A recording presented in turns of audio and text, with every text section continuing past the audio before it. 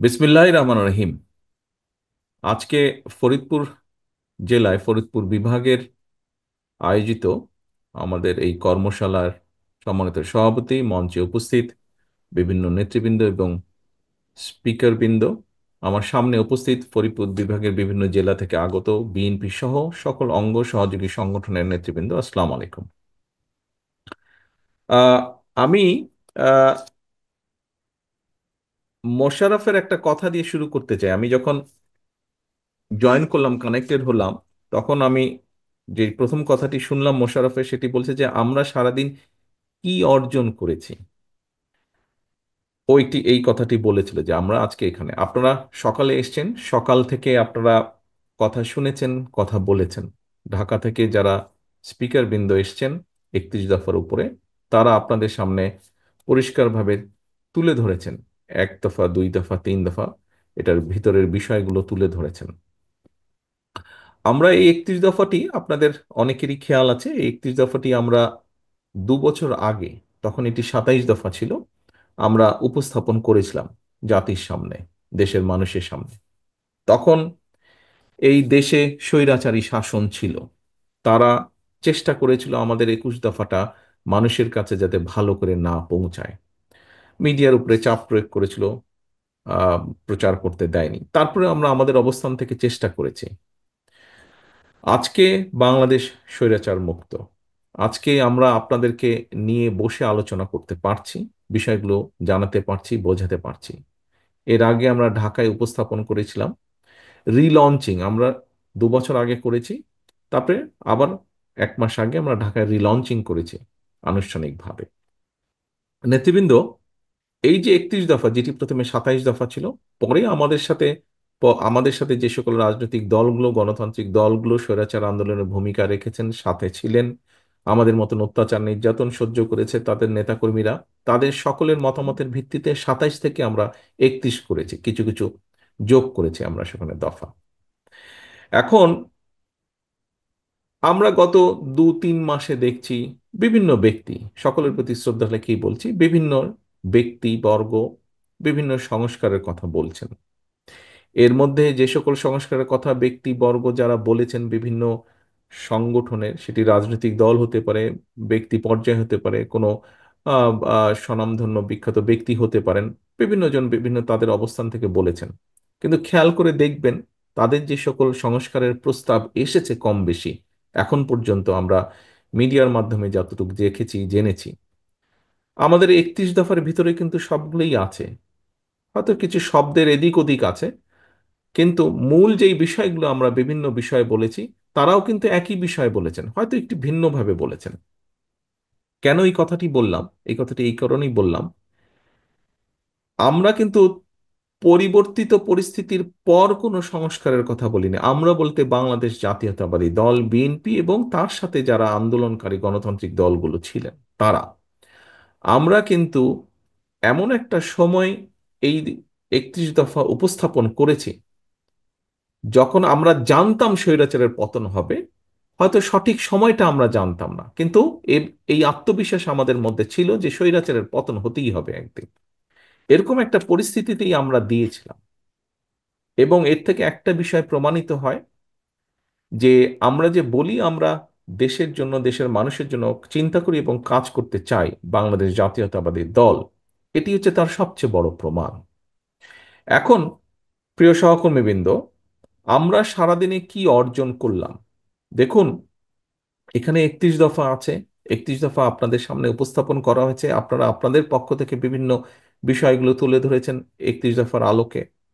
31 দফায় আমরা একটি কথা বলেছি, লাস্টের পেজে আছে, ওখানে আমরা অ্যাড্রেস দিয়েছি, ইমেল অ্যাড্রেস দিয়েছি, যে এই 31 দফায় সবকিছু না। কোনো ব্যক্তি, কোনো সংগঠন যদি মনে করেন এখানে একটি নতুন কিছু অ্যাড করা প্রয়োজন, সংযোজন করা প্রয়োজন, আমরা বিবেচনা করে যদি দেখি যে সেটি ভালো একটি প্রস্তাবনা, অবশ্যই আমরা সেটি গ্রহণ করব। অবশ্যই আমরা সেটি গ্রহণ করব। তবে এই যে অর্জনটি, প্রিয় সহকর্মীবৃন্দ, এই অর্জনটি কিন্তু আজকে সারাদিনে আমরা করতে পারবো না। আগামীকালকেও যদি আমরা সারাদিন বসে, তারপরে আমরা অর্জন করতে পারবো না। আগামী পরশুদিনও যদি, তারপরে অর্জন করতে পারবো না। আমরা এই 31 দফার দফাগুলোর অর্জন কম বেশি তখনই করতে পারবো যখন জনগণের সমর্থন নিয়ে আপনারা সরকার গঠন বা দেশ পরিচালনার সুযোগ পাবেন, তখনই আমরা এটি করতে পারবো।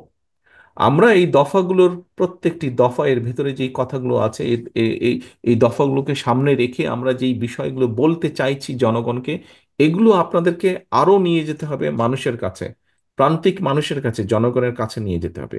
এখানে কৃষকের কথা আছে, এখানে শিক্ষকের কথা আছে, এখানে ছাত্রের কথা আছে, এখানে বিভিন্ন শ্রেণী পেশার শ্রমজীবী মানুষের কথা আছে। এই সকলের কাছে আপনাদেরকে এই বিষয়গুলো নিয়ে যেতে হবে, তুলে ধরতে হবে। আপনারা এখানে যারা আজকে উপস্থিত হয়েছেন, বিশেষ করে উপস্থিতি যারা আছেন, যারা কার্ড হিসাবে এখানে কার্ড গলায় দিয়ে যারা উপস্থিত হয়েছেন, আপনারা প্রত্যেকে কিন্তু বিএনপির একজন প্রতিনিধি, বিএনপির একজন অ্যাম্বাসেডর, বিএনপির একজন নেতা হিসেবেই আপনারা এখানে উপস্থিত আছেন। আমরা কেন্দ্র থেকে আপনাদের কাছে নিয়ে এসেছি,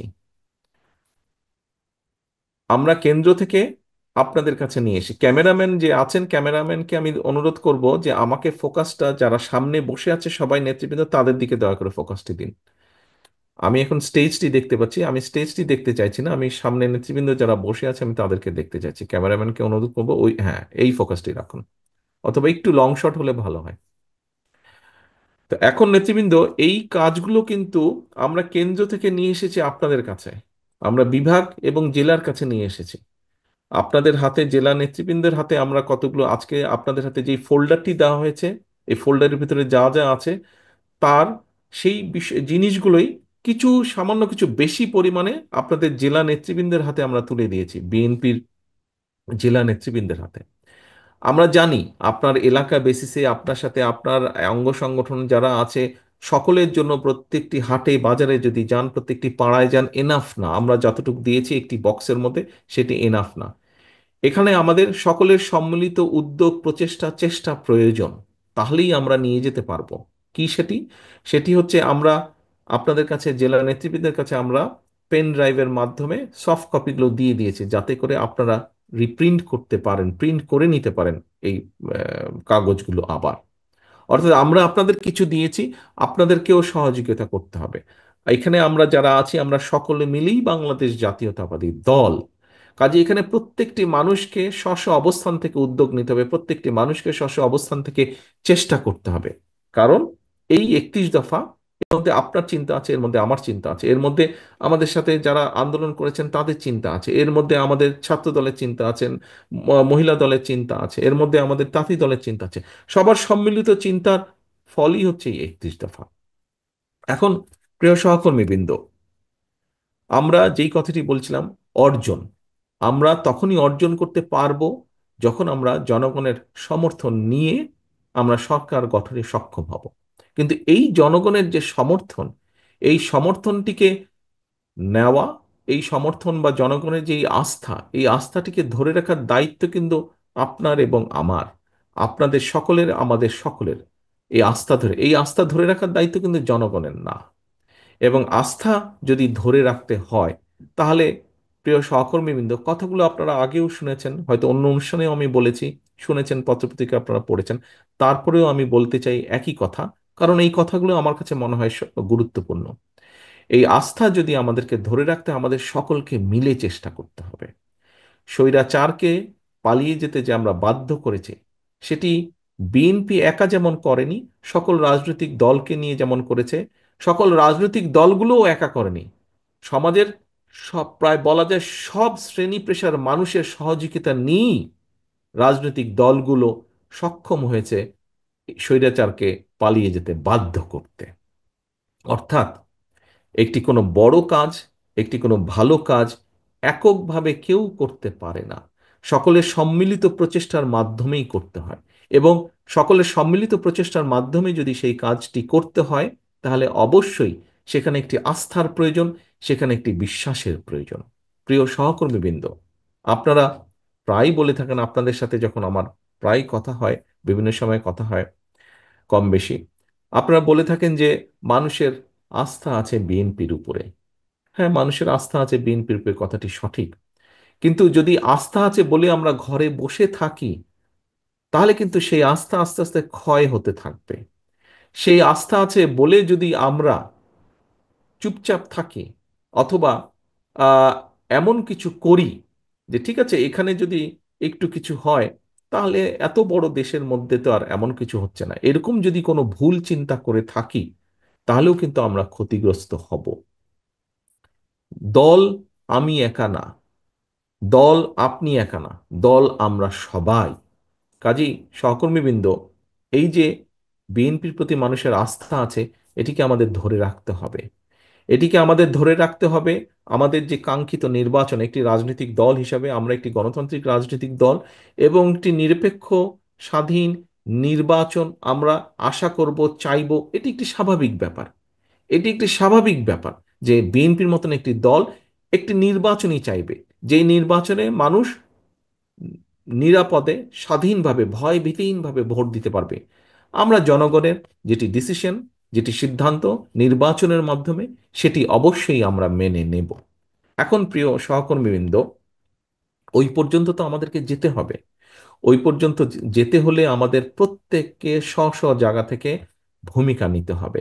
এখানে ছাত্র দলের কর্মীই হোক, এখানে তাঁতি দলের কর্মীই হোক, এখানে যুব দলের কর্মী হোক, স্বেচ্ছাসেবক দল হোক, মহিলা দল হোক, আপনার কাছে যদি এরকম একটি 31 দফা থাকে, আমার নেতা হিসাবে আপনার প্রতি নির্দেশনা থাকবে, আপনার সহকর্মী হিসাবে আপনার প্রতি আমার অনুরোধ থাকবে, আপনি চেষ্টা করেন, নিজ উদ্যোগে চেষ্টা করেন এরকম 10টি ছাপাতে, ছাপিয়ে 10 জন মানুষের কাছে যেতে।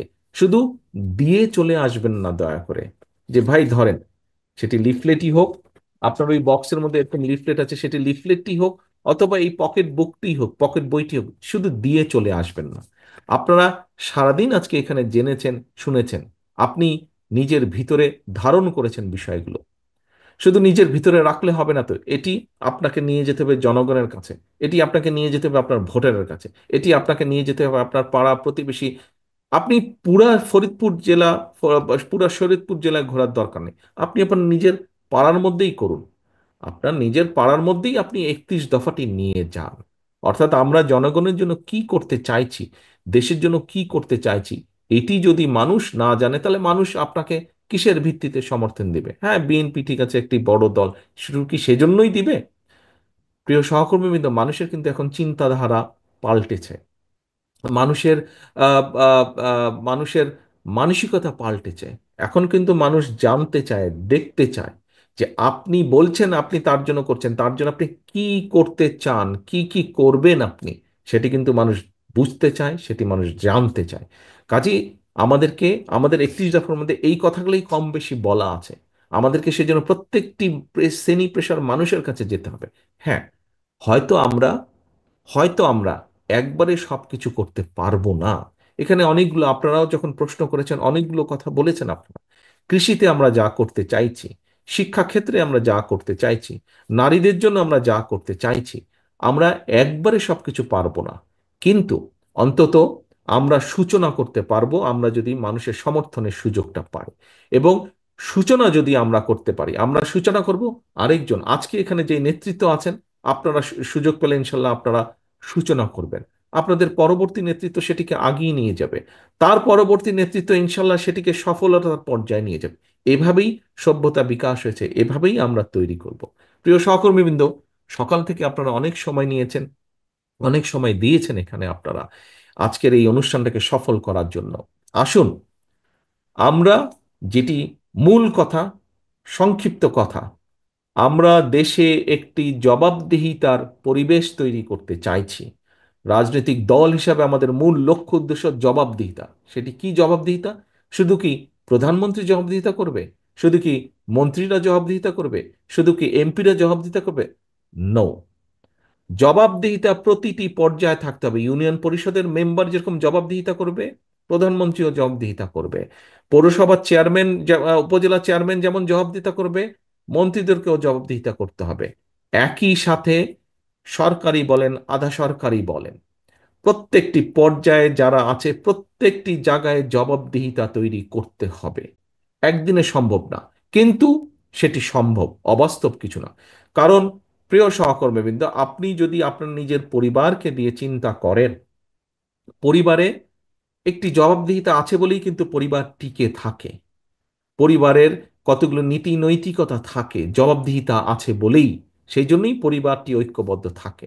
আজকে এই যে পলায়নকৃত যে স্বৈরাচার, তাদের আমলে আমরা দুর্নীতির কথাই বলি, তাদের আমলে আমরা অরাজকতার কথাই বলি, আইন শৃঙ্খলার ক্ষেত্রে অবনতির কথা যেটিই আমরা উল্লেখ করি না কেন, যেটিই আমরা তুলে আনি না কেন, কোনো ক্ষেত্রেই কোনো জবাবদিহিতা ছিল না। আপনারা দেখেছেন 14 সাল, 24 সাল, 18 সাল, তথাকথিত নির্বাচনগুলো দেখেছেন আপনারা। এই ফরিদপুরেই আমরা দেখেছি, পত্রপত্রিকায় দেখেছি যে তাদের অঙ্গ সহযোগী সংগঠনের নেতারাই বলেছে যে, বিভিন্নভাবে পত্রিকা এসেছে যে হাজারো কোটি টাকা তারা পাচার করে দিয়েছে। এখন এই যে অর্থ পাচার তারা করেছে, এটি কার কি ফরিদপুরের মানুষ ভালো সেটি জানে। কিন্তু করেছে তো, ঘটনা তো এরকম একটি নিশ্চয়ই ঘটেছে, নাহলে এই কথা আসলো কেন? এখন দেশে যদি সত্যিকার ভাবে জবাবদিহিতা থাকতো, তাহলে কি দেশের মানুষের এই 2,000 কোটি টাকা পাচার করা সম্ভব ছিল? অবশ্যই সেটা সম্ভব ছিল না। কাজেই আমরা দুর্নীতিকেই অ্যাড্রেস করতে চাই, আমরা আইনের শাসনকেই প্রতিষ্ঠিত করতে চাই। আমরা স্বাস্থ্য খাতে, এখানে একজন ডাক্তার সাহেব একটি কথা বলেছেন, আমরা স্বাস্থ্য খাতে এমন একটি পরিবেশ তৈরি করতে চাই যেখানে দেশের মানুষ দেশের চিকিৎসকের কাছেই চিকিৎসা সুবিধা নিতে পারবে। আমরা এমন একটি পরিবেশ তৈরি করতে চাই যেখানে যেখানে শিক্ষার্থীরা তাদের তাদের যেটা ন্যায্য শিক্ষা, সেই শিক্ষা দেশের করতে নিতে পারবে। যেটি আমরা করতে চাই না কেন, একজন পলিটিক্যাল অ্যাক্টিভিস্ট বা একজন রাজনৈতিক কর্মী হিসেবে আমি মনে করি, জবাবদিহিতা যদি প্রতিষ্ঠিত করা যায়, তাহলেই একমাত্র সবকিছু, অনেক কিছু করা সম্ভব। এবং সেই অনেক কিছুর যদি সূচনা করতে হয়, প্রিয় সহকর্মীবৃন্দ, তাহলে আমাদেরকে নিশ্চিত করতে হবে যে দেশে একটি, যেই নির্বাচনের জন্য দেশের মানুষ, যেই জবাবদিহিতা তৈরির জন্য, যেই অধিকার প্রতিষ্ঠিত করার জন্য দেশের মানুষ জীবন দিয়েছে, আমাদের হাজারো নেতাকর্মী শহীদ হয়েছেন, সেই কার্যটি যাতে সম্পন্ন হয়। এবং এই কাজটি যদি করতে হয়, ঘুরে আবার পিছনেই যেতে হবে। সমগ্র মানুষ একত্রিত হয়ে, বিভিন্ন শ্রেণী পেশার মানুষ ঐক্যবদ্ধ হয়ে যেরকম স্বৈরাচারকে পালিয়ে যেতে বাধ্য করেছে, ঠিক অধিকারকে, দেশের মানুষের অধিকারকে প্রতিষ্ঠিত করতে হলে সকলকে একত্রিতভাবে ঐক্যবদ্ধভাবেই করতে হবে। এবং তখনই ঐক্যবদ্ধভাবে সেইটি নিশ্চিত করতে সক্ষম হলেই আমরা 31 দফার বাস্তবায়নের কাজ শুরু করতে সক্ষম হব, যার মাধ্যমে পর্যায়ক্রমিকভাবে আমাদের কাঙ্ক্ষিত বাংলাদেশ গড়ার কাজটি আমরা শুরু করতে পারবো। প্রিয় সহকর্মীবৃন্দ, আজকে আপনারা এখানে সারাদিন সময় দিয়েছেন, সারাদিন সময় আপনারা ব্যয় করেছেন। আপনাদের সহকর্মী হিসাবে, আপনাদের নেতা হিসাবে আমার একটিই কথা আপনাদের কাছে, আমরা যদি আমাদের লক্ষ্য অর্জন করতে চাই, এখানে উপস্থিত প্রত্যেকটি নেতা, প্রত্যেকটি কর্মীর সহযোগিতা আমার প্রয়োজন। আপনাদের সহযোগিতা আমার প্রয়োজন বাস্তবায়নের জন্য। কি সেই সহযোগিতা? সহযোগিতার প্রথম শর্ত, অনেকগুলো শর্ত আছে। প্রথম শর্তটি হচ্ছে প্রথম শর্তটি হচ্ছে জনগণকে আস্থায় রাখা। এবং জনগণকে যদি আস্থায় রাখতে হয়, আপনি বিগত 15 বছরের বেশি সময় বহু অত্যাচার, নির্যাতন সহ্য করে আজ এই জায়গায় দাঁড়িয়ে আছেন বা আজ এই জায়গায় উপস্থিত হয়েছেন। আপনাদের কাছে বিষয়টি, ঝড় আপনারা পার হয়ে এসেছেন। প্রিয় সহকর্মীবৃন্দ, এখন যেই পালা সেটি হচ্ছে, এখন যেই অংশ সেটি হচ্ছে জনগণকে আস্থায় রাখা। জনগণকে আস্থায় রাখতে হলে অবশ্যই জনগণের প্রত্যাশা অনুযায়ী আমাদেরকে উঠতে হবে, চলতে হবে, আমাদেরকে কথা বলতে হবে, আমাদেরকে সেভাবে বসতে হবে। এখানে মিঠু একটি প্রশ্ন করেছিল, মিঠু তার একটি মতামত দিয়েছিল। আমি সেই মিঠুর সাথেই একই সাথে আমি বলতে চাই, আমাদেরকে জনগণকে আস্থায় রাখতে হলে অবশ্যই আমাদের মধ্যে কেউ কেউ কিছু কিছু ভুল করছে, সেই ভুলগুলোকে তাদেরকে শুধরে দিতে হবে, অথবা তাদেরকে সতর্ক করতে হবে, তাদেরকে সাবধান করতে হবে, ক্ষেত্র বিশেষে আমাদেরকে আরো কঠোর হতে হবে। প্রিয় সহকর্মীবৃন্দ, আমরা একটি রাজনৈতিক দল। রাজনৈতিক দলের সবচেয়ে বড় পুঁজি হচ্ছে, আমরা এখানে উপস্থিত প্রত্যেকে এক একজন রাজনৈতিক কর্মী। রাজনৈতিক কর্মীর সবচেয়ে বড় পুঁজি হচ্ছে মানুষের আস্থা। দলের পুঁজি হচ্ছে জনগণের আস্থা। জনগণের আস্থা যদি, এই পুঁজি যদি নষ্ট হয়ে, পুঁজি যদি হাত পড়ে, তাহলে কিন্তু সবকিছু নষ্ট হয়ে যাবে। কাজেই সহকর্মীবৃন্দ, আসুন, আজকে আপনারা যা এখানে শিখে গেলেন, আজকে আপনারা যা জেনে গেলেন, এটি যেরকম আপনারা এখন প্রান্তিক পর্যায়ের মানুষের কাছে নিয়ে যাবেন, একই সাথে আজকের এই অনুষ্ঠান শেষে আমাদের প্রতিজ্ঞা হোক, আমাদের শপথ হোক, আগামী দিনগুলোতে আমরা জনগণের, আপনি যে পর্যায়েরই হন না কেন, আপনি যদি শুরু করেন, আপনার পরবর্তী নেতৃত্ব আপনাকে ফলো করবে। এবং কি সেটি, জনগণের আস্থা ধরে রাখার জন্য আপনাকে যে যে কৌশল নিতে হবে, দয়া করে প্রত্যেকটি কৌশল আপনি গ্রহণ করবেন। এটিই হোক আমাদের আজকের প্রতিশ্রুতি, এটিই হোক আমাদের আজকের শপথ, এটিই হোক আজকের আমাদের অন্যতম প্রধান মূল প্রতিজ্ঞা। প্রিয় সহকর্মীবৃন্দ, আপনাদের সকলকে আন্তরিকভাবে ধন্যবাদ আজকের এই কর্মশালাটিকে সফল করার জন্য। আমি ফরিদপুর বিভাগের সকল পর্যায়ের নেতৃবৃন্দকে ধন্যবাদ জানাচ্ছি।